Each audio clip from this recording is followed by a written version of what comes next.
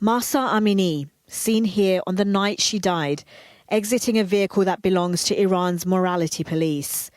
Inside, about half an hour later, she approaches a female officer, and it looks like they discuss what Mahsa is wearing. Then she collapses. We won't show her fall to the ground, but it's believed that by the time these paramedics came along, Mahsa had already died. Iranian officials dispute this. They also dispute what happened to protester Nika Shakarami, who Iran's police chief says fell to her death from a high building.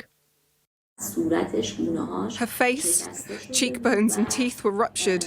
The back of her head had been hit hard. Her skull was deformed. This is how she was killed. The damage was to her head.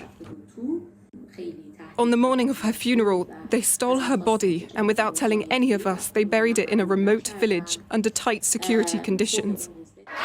The gulf between official versions of events and what the wider public believes has led to the gravest threat to Iran's ruling elites we've seen for years. In Iran and elsewhere, the start now of a fourth week of protests. Fountains that run dry are painted red for blood. More than 150 people have been killed in the unrest here since Mahsa's death.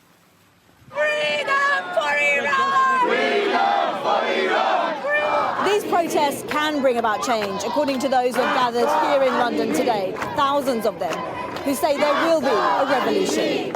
The only time and the last time. So if people want to make a difference, this is the only time, I think the only chance that we have. Will change happen?